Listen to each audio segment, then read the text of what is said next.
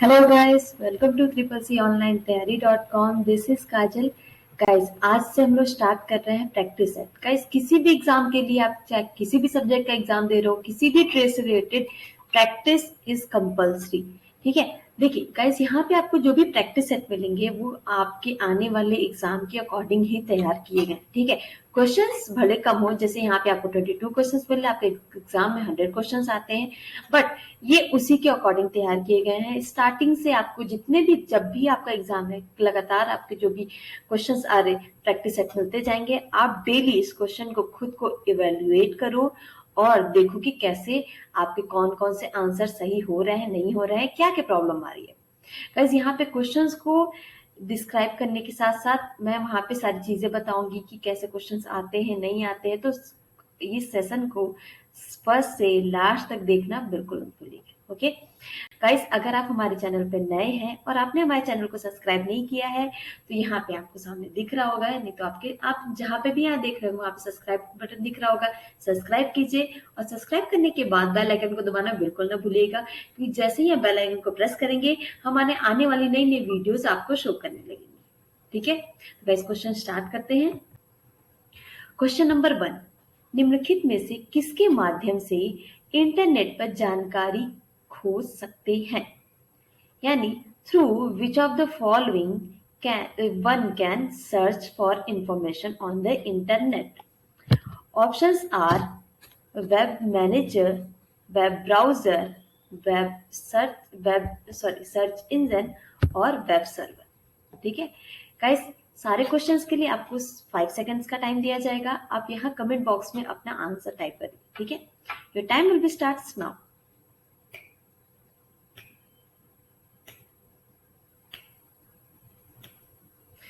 Okay guys, यहाँ पे आपका ऑप्शन नंबर सी करेक्ट है। क्या? Search engine. गाइस, इंजन से क्या समझते हैं? छोटे से ही, जैसे बचपन से ही हम लोग इंजन का मतलब ही समझते हैं कि हाँ, जो गाड़ीज होती हैं, जो व्हीकल्स होती हैं, उसमें उसको चलने के लिए इंजन की रिक्वायरमेंट होती है। हाँ, यानी किसी भी चीज को यहाँ पे हमारे यहाँ पे कंप्यूटर के टर्म में अगर बोले, किसी भी चीज को सर्च करने के लिए हमें रिक्वायरमेंट होती है सर्च इंजन की। ठीक है, हमें क्या करना है? सर्च करना है, तो क्या करना चाहिए? क्या हमें चाहिए? Search engine. अब सर्च इंजन कौन कौन से होंगे? सबसे फेमस और हम लोग सबका प्यारा गूगल। ठीक है, गूगल हो गया। गाइस, बेसिकली अगर बात करें तो हमारे यहाँ पे एक रिसर्च के थ्रू पता चला है 86% तक के लोग क्या सिर्फ और सिर्फ गूगल यूज करते हैं, या 100% तक ही बोल सकते हो। बट यहाँ पे मैंने क्यों कैटेगराइज किया? क्योंकि अदर, क्योंकि कई सारी चीजें हैं, जैसे कोई टॉपिक से, जैसे मान लेते हैं कि सीओए है या कुछ भी है, कोई भी ऐसा टॉपिक है जो मुझे गूगल नहीं करना है, मुझे उसके बारे में टेक्स्ट या किसी भी इंफॉर्मेशन नहीं चाहिए, मतलब ऑल इंफॉर्मेशन नहीं चाहिए, मुझे सिर्फ और सिर्फ उसके बारे में वीडियोस चाहिए। तो मैं क्या करूंगी? उसको तुरंत यूट्यूब पे सर्च कर दूंगी। ठीक है, अगर ठीक है मुझे अब देखिए एक और मैं एग्जांपल देती हूँ। मुझे कुछ सर्च करना है कि मुझे ये देखना है कि मुझे अपने लिए कोई ड्रेस लेनी हो या कुछ भी, तो मैं गूगल पे नहीं, मैं डायरेक्ट अमेजोन पे जा रही हूँ। ठीक है, किसी मुझे अपने फ्रेंड्स वगैरह को सर्च करना है तो मैं कहाँ जा रही हूँ? फेसबुक पे जा रही हूँ। ठीक है, तो ये सारे क्या है? Search engine. किसी को ढूंढा जा रहा है, किसी को सर्च किया जा रहा है। गूगल हो गया, यूट्यूब हो गया, जैसा मैंने बताया, अमेजोन हो गया, फेसबुक हो गया, माइक्रोसॉफ्ट का बिंग आ गया, बिंग भी आपने यूज किया होगा, बिंग हो गया, बायडू है। ये सारे जो भी मैं बता रही हूँ ना, ये सारे 7 जो भी मैंने 5-6 बताया, 7-8 बताया, ये सबके टॉप मोस्ट है, सबसे ज्यादा इन्हीं यहीं पे सर्च किया जाता है। ठीक है, ये इंडेक्स हो गया। ठीक है, बेसिकली सर्च इंजन की अगर बात किया जाए, सर्च इंजन क्या है? आपका वेब बेस्ड टूल है जो कि इनेबल किया जाता है यूजर को लोकेट करने के लिए इंफॉर्मेशन टू www यानी world wide web. Okay, question number 2 देखते हैं क्या है। क्वेश्चन नंबर 2 है, निम्नलिखित में से कौन सी भाषा एआई यानी आर्टिफिशियल इंटेलिजेंस में व्यापक रूप से प्रयोग में ली जाती है? ऑप्शन, ओके, क्वेश्चन इंग्लिश में देख लेते हैं। विच of the following language is widely used in artificial intelligence? ठीक है, ए जिसको हम लोग एआई बोलते हैं। ऑप्शंस क्या क्या है? जावा, पाइथन, एचटीएमएल और basic. Your time will be starts now.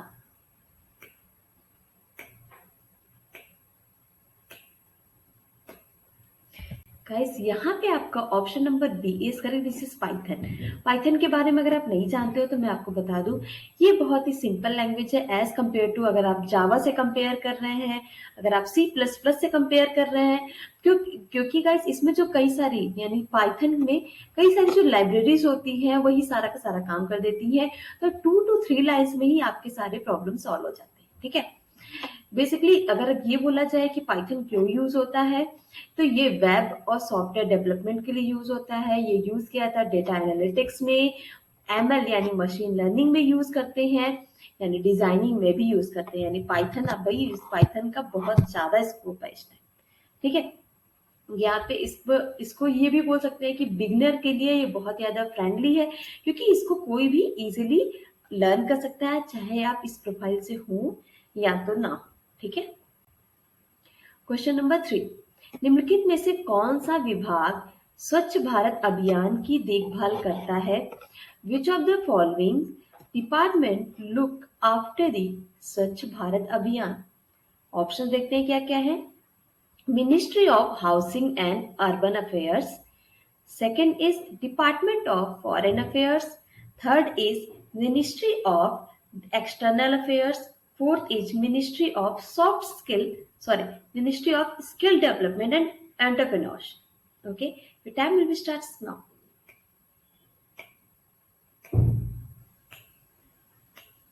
Okay, guys, यहाँ पे आपको option number A is correct, which is ministry of housing and urban affairs.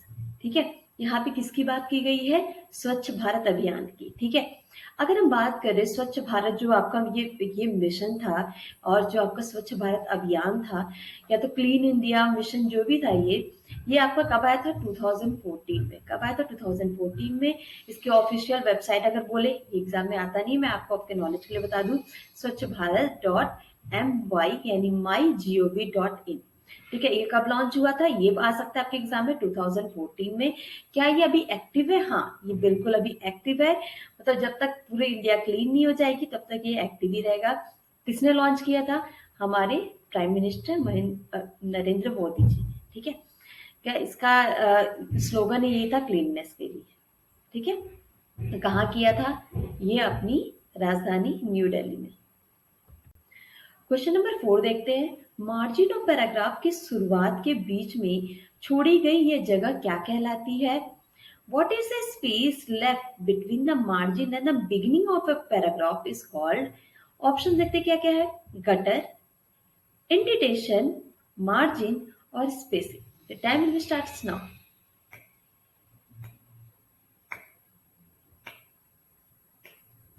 Okay guys, देखिए यहाँ पे आपका ऑप्शन नंबर बी सही होगा। क्या?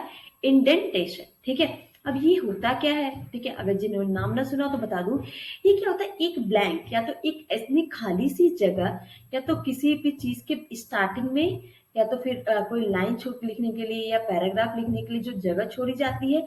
यदि यहाँ जैसे कि क्वेश्चन में पूछा मार्जिन या तो पैराग्राफ के स्टार्टिंग में जो जगह छोड़ी है उसको क्या बोलते हैं? इंडेंटेशन। ठीक है, इसमें ये इसका भी कई सारे यूज होता है, जैसे किस लिए, यानी मार्जिन, ये आपके क्वेश्चन के ऊपर। ठीक है, option number B is correct. Question number 5, antivirus किस प्रकार का सॉफ्टवेयर है? What type of software is antivirus? Option देखते हैं क्या क्या है। Utility software, system software, application software और नन ऑफ दीज। ठीक है गाइस, यहाँ पे देखिए कई सारे ऑप्शन दिए गए हैं, तो आपने जब भी सॉफ्टवेयर के बारे में पढ़ा हो उसी के तरीके से इसको जज करिए और बताइए। Time will be starts now.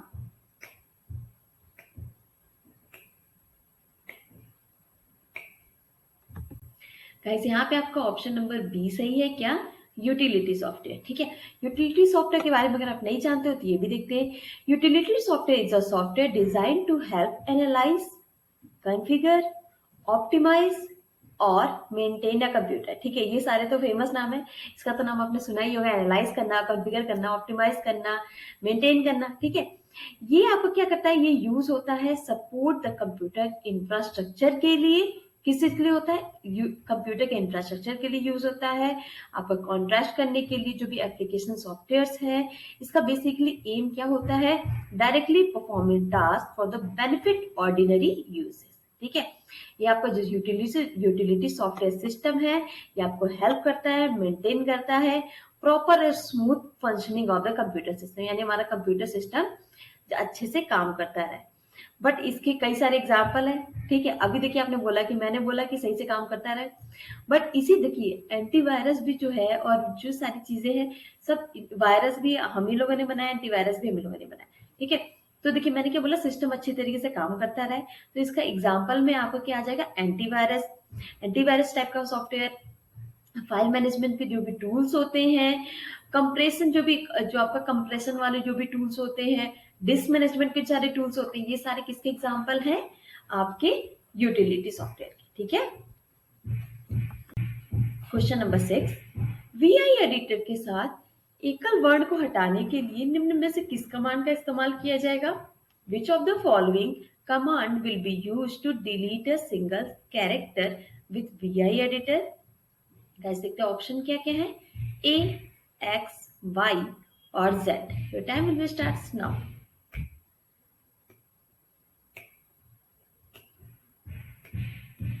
Okay guys देखिए, पहले अगर आपने वीआई एडिटर के बारे में नहीं सुना हो तो मैं बता दूं, बेसिकली वीआई एडिटर का क्या यूज होता है गाइस, ये आपका एक डिफॉल्ट एडिटर होता है जो कि आता है किसके साथ, यूनिक्स ऑपरेटिंग सिस्टम के साथ। किसके साथ? यूनिक्स ऑपरेटिंग सिस्टम के साथ आता है, उसको हम क्या कहते हैं, वीआई एडिटर, यानी क्या होते हैं, विजुअल एडिटर। वीआई से स्टैंड फॉर विजुअल, ठीक है।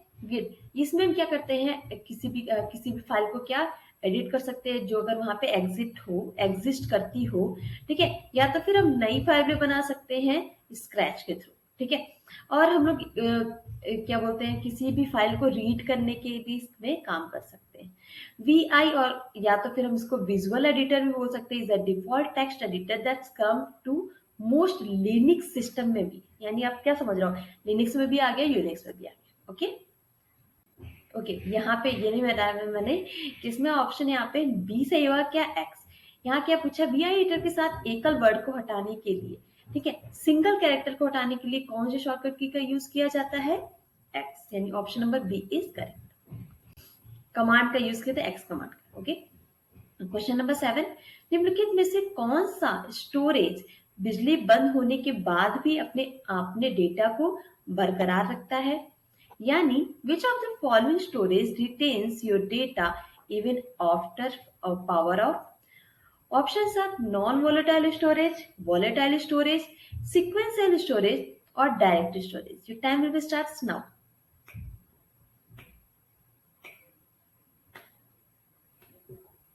ओके गाइस यहाँ पे ऑप्शन नंबर ए सही होगा क्या, नॉन वोलेटाइल स्टोरेज। और गाइस ऐसे जो भी स्टोरेज होती है, सॉरी, जो आपके जैसे किस क्वेश्चन में पूछा गया है कि पावर ऑफ होने के बाद जो बरकरार रखता हो वो क्या है, नॉन वॉलेटाइल स्टोरेज। जो बरकरार न रखता हो उसको क्या बोलेंगे, वॉलेटाइल स्टोरेज। यानी दोनों एक दूसरे के, हिंदी में बोले तो पूरक हो सकते हैं, ठीक है, यानी दोनों एक दूसरे के अपोजिट है, ठीक है। अब नॉन वोलेटाइल मेमोरी, ये आपका क्या है, या तो नॉन वोलेटाइल मेमोरी या तो नॉन वोलेटाइल स्टोरेज, दोनों आप इसको कह सकते हो, is a type of computer memory then set and stored then retain stored information after power is removed, जैसे कि इस क्वेश्चन में बताया गया है, ठीक है। इसमें क्या करता है, ये इसको क्या एग्जांपल लेकर इसका बोला क्या होता है, रीड ओनली मेमोरी, यानी रोम जो भी होता है वो इसका ही एग्जांपल होता है, ठीक। अब जैसे अगर नॉर्मल डिस्क में माने तो जैसे आपका हार्ड डिस्क हो गया, फ्लॉपी डिस्क हो गया, मैग्नेटिक डिस्क हो गया, ऑप्टिकल डिस्क हो गया, जैसे ये सारी जो भी पहले रहते थे, ठीक है।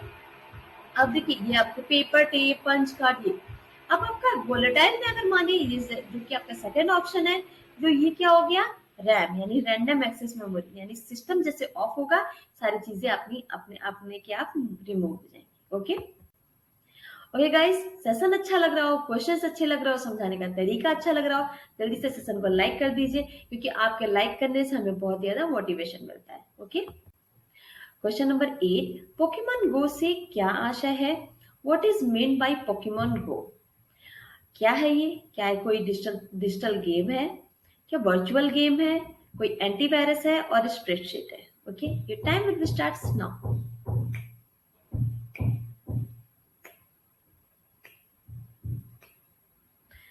ओके गाइस, यहाँ पे option number B is correct which is virtual game. Pokemon go क्या एक तरह का वर्चुअल गेम है।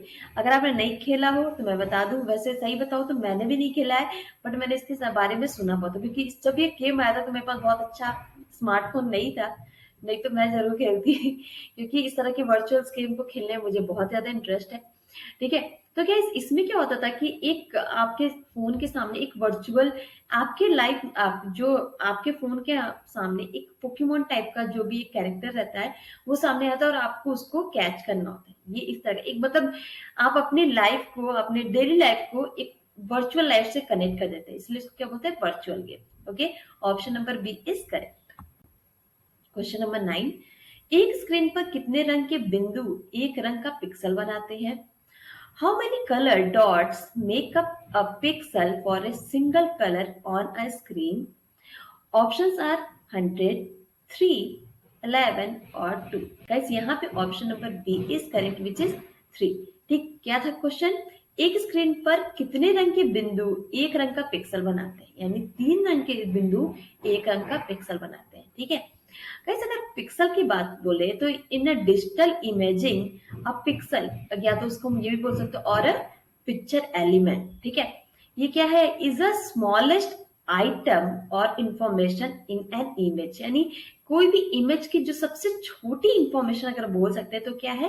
पिक्सल। ठीक है, pixel are arrange in the 2 dimensional grid, इसको अरेंज किया था 2 डायमेंशनल ग्रिड में रिप्रेजेंट, जो कि एक तरह का स्क्वायर को रिप्रेजेंट करते हैं। ठीक है, ईच पिक्सल ये जो भी जहां मैं पिक्सल की बात कर रही हूँ, ये हर एक पिक्सल एक सैंपल होता है ओरिजिनल इमेज का, या तो इसको बोल सकते हैं, या तो फिर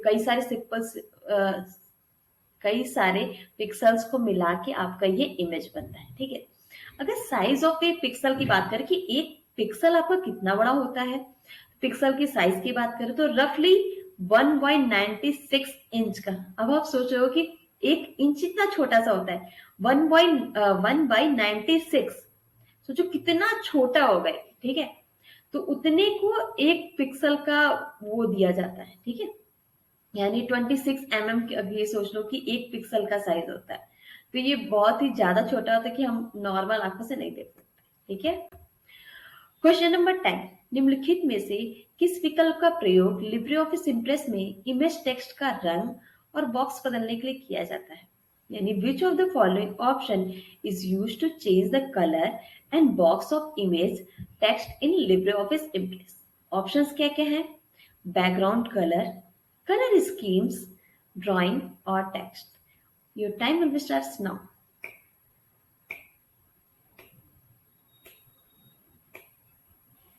ओके गाइस, यहाँ पे option number B is correct which is colour schemes. ठीक है, क्या किया जाता है यहाँ पे? क्वेश्चन में क्या पूछा कि यहाँ पे लिब्रे ऑफिस इम्प्रेस में इमेज टेक्स्ट का रंग और बॉक्स चेंज करने के लिए किसका यूज करते हैं हम? कलर स्कीम्स का। ओके, क्वेश्चन नंबर 11, क्यूआर का पूरा नाम क्या होता है? What is the full form of QR? Options are quick response code, quick related code, quality related code or none. Your time will be starts now.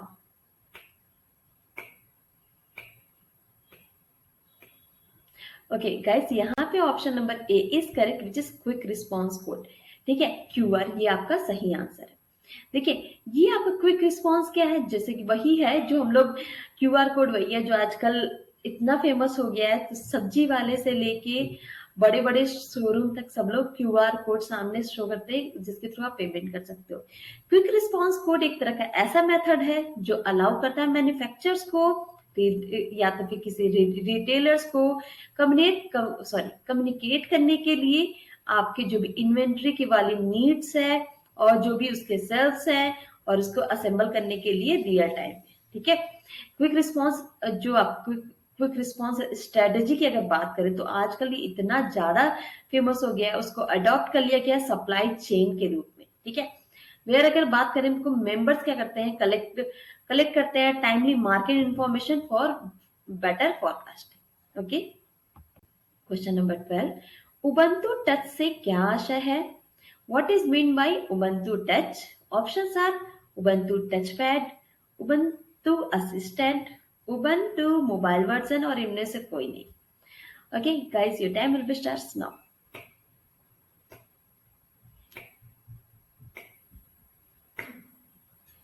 Okay guys, यहाँ पे आपका option number C is correct. Ubuntu Touch का मतलब यहाँ बात की जा रही है उबंटू मोबाइल वर्जन की, ठीक है, सॉरी। हाँ, तो गाइस यहाँ पे देखिए, यहाँ पे बात हो रही है उबंटू मोबाइल। देखिए टच से ही थोड़ा सा समझ में आ जाना चाहिए, बट यहाँ पे कई सारे कंफ्यूजन वाला दिया हुआ, क्या टच पैड भी दिया हुआ है, बट यहाँ पे गाइस बात की जा रही है उबंटू मोबाइल के किस वर्जन की बात की जा रही है, ठीक है। So option number C is correct. Question number 13, निम्नलिखित में से कौन सा यूपीआई का एक पता है जो किसी व्यक्ति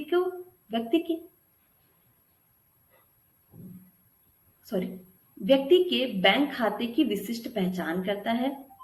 यानी which of the following is a UPI address that uniquely identifies an individual's bank account?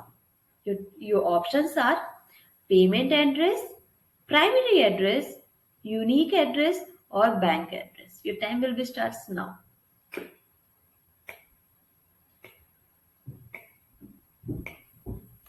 Okay guys, यहाँ पे option number B is correct, which is primary address. Guys यहाँ पे क्या क्वेश्चन पूछा गया है, निम्नलिखित में से कौन से यूपीआई का ऐसा पता जो किसी व्यक्ति के बैंक खाते की विशिष्ट पहचान, यानी जो भी उसकी यूनिक आइडेंटिटी है उससे ऐड करता है, तो क्या होगा आपका प्राइमरी एड्रेस, ठीक है। यूपीआई अगर बैंक सिस्टम की अगर हम बात करें तो ये क्या है, यूपीआई वाला जो भी ये कोड होता है उसमें टिपिकली आपका जो फर्स्ट नेम होता है वो आपका यूजर नेम जो भी दिया जाता है, देन एट द रेट के बाद आपका बैंक का नाम, ठीक है। इसी तरीके से होता है यूपीआई एड्रेस का, वो तो आपको इजीली मिल जाता है, किसी भी अगर आप ऐप पे जाए तो वहां पे आपको मिल जाएगा, ठीक है। क्वेश्चन नंबर 14, लिब्रियोफिस राइटर में हेडिंग 1 लगाने के लिए निम्न में से किस शॉर्टकट की का इस्तेमाल किया जाएगा? Which of the following shortcut key will be used to set heading 1 in LibreOffice Writer? Options are Control+1, Control+2, Shift+1 or none. Your time will be starts now.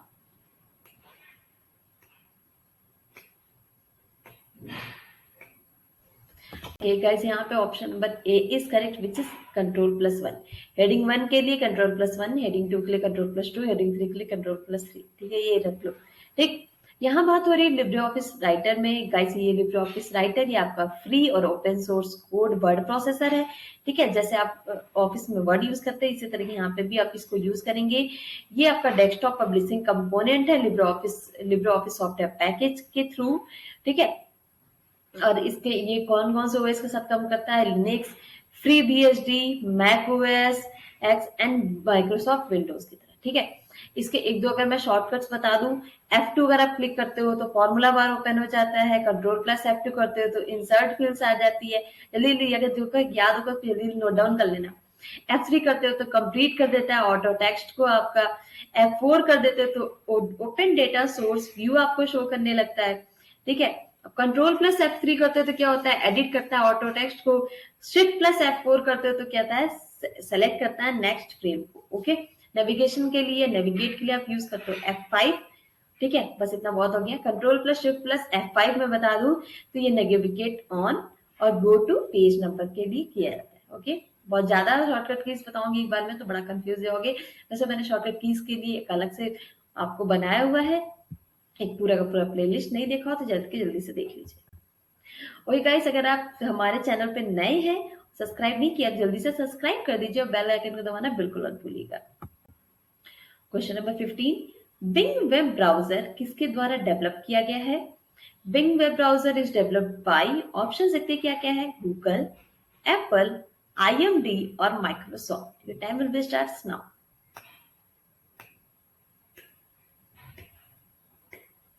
Guys Bing जो है आपका वो Microsoft के through develop किया गया, okay. और guys यहाँ पे थोड़ा सा माइक्रोसॉफ्ट के बारे में बताना चाहूंगी। माइक्रोसॉफ्ट कॉर्पोरेशन जो है आपका अमेरिकन मल्टीनेशनल टेक्नोलॉजी कॉर्पोरेशन है, ठीक है। ये प्रोड्यूस करता है कंप्यूटर्स, ये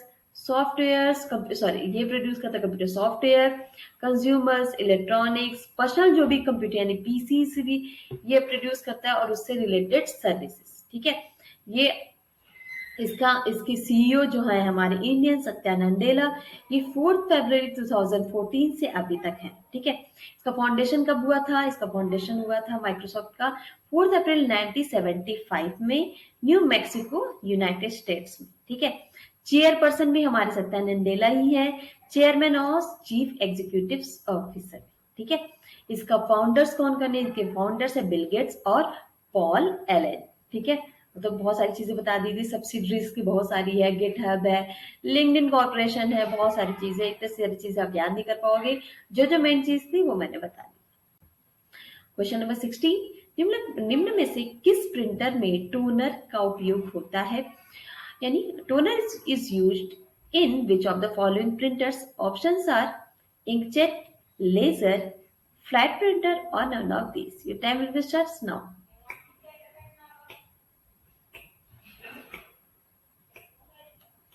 ओके गाइस, यहाँ पे option number B is correct which is laser printer, ठीक है।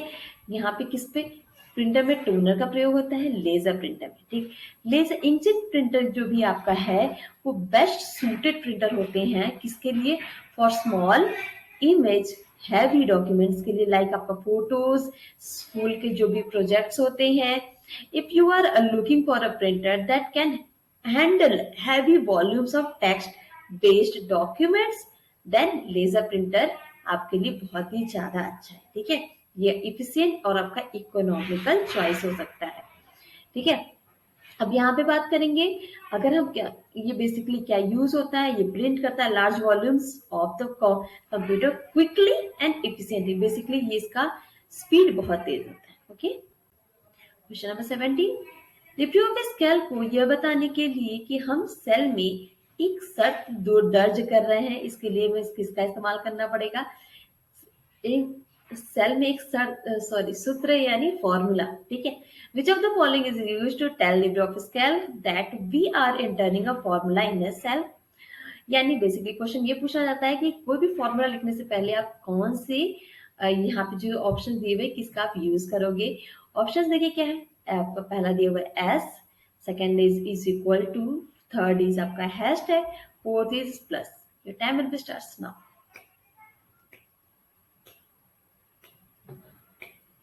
ओके गाइस, यहाँ पे option number B is correct which is equal to. हाँ जी, इज इक्वल टू के बाद ही अपना फॉर्मूला स्टार्ट करोगे, सम ऑफ या कुछ भी, मिनिमम ऑफ, एवरेज ऑफ, कुछ भी, ठीक है। क्वेश्चन नंबर 18, निम्न में से किसके द्वारा कंप्यूटर का मूल आर्किटेक्चर विकसित किया गया था? By whom of the following was the basic architecture of the computer developed? ठीक है, options are John von Neumann, Charles Babbage, Blaise Pascal और Gordon Moore. Time will start now.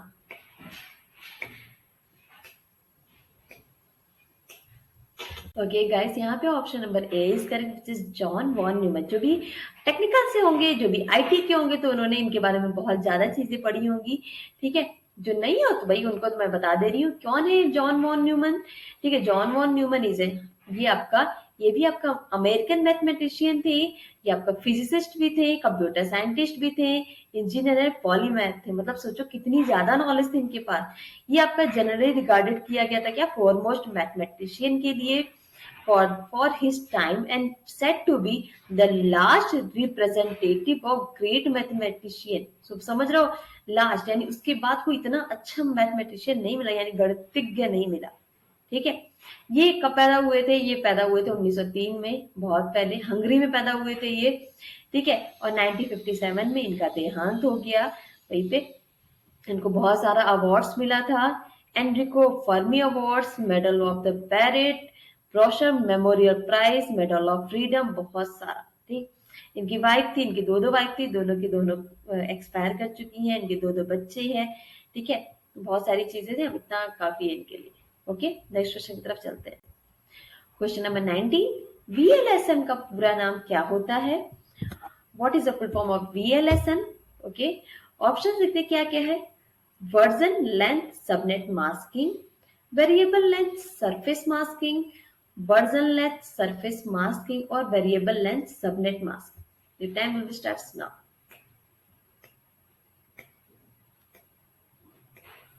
Okay guys, यहाँ पे option number D is correct which is variable length subnet masking.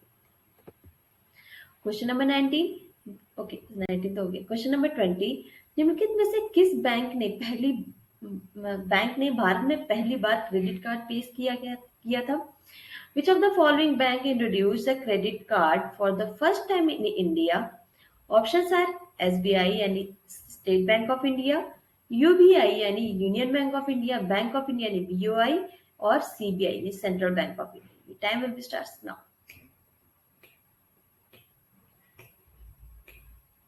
Guys, option number D is correct, which is CBI, Central Bank of India.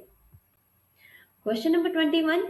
Rome non volatile memory नहीं है, यानी ROM is not non volatile memory. Guys, volatile और non volatile के बारे में हम लोग already discuss कर चुके हैं, तो ये क्वेश्चन तो आपको पता ही होगा, इज इट ट्रू और फॉल्स? तो गाइस, ये स्टेटमेंट आपका ट्रू है। Last but not the least, question number 22। Bug से क्या तात्पर्य है, यानी what is made by bug? Bug क्या होता है? A difficult syntax error in a program, a logical error in a program, documenting programs using an efficient documentation tool, or all of the above. Guys, यहाँ पे आपका option number B सही है। क्या? एक logical error in a program, कोई program चला उसमें कोई लॉजिकल एरर आ जाती है, उसको क्या बोलते हैं? बग। ओके गाइस, बहुत बहुत धन्यवाद, आपने शुरू से लास्ट क्वेश्चन को देखिए। क्वेश्चन कमेंट बॉक्स में कमेंट करके बताइए कि आपके कितने आंसर सही हुए। ओके गाइस, सेशन अच्छा लगा हो तो लाइक कर दीजिए। जो भी आपको डिफिकल्टीज आ रही है, जो भी आपकी प्रॉब्लम हो, कमेंट बॉक्स में कमेंट करिए और सेशन को आपने जो भी प्रिपरेशन कर रहे हो उन तक शेयर जरूर करिए। गाइस, अगर आपने हमारा टेलीग्राम चैनल नहीं ज्वाइन किया, ज्वाइन कर लीजिए। इस सेशन का पीडीएफ आपको हमारे टेलीग्राम चैनल पे मिल जाएगा और लाइव अपडेट्स भी मिलती रहेंगी। और गाइस, अगर सब्सक्राइब नहीं किया तो सब्सक्राइब कर लीजिए, बेल आइकन को दबाना बिल्कुल ना भूलिएगा। Thank you guys, thank you very much, see you in the next class.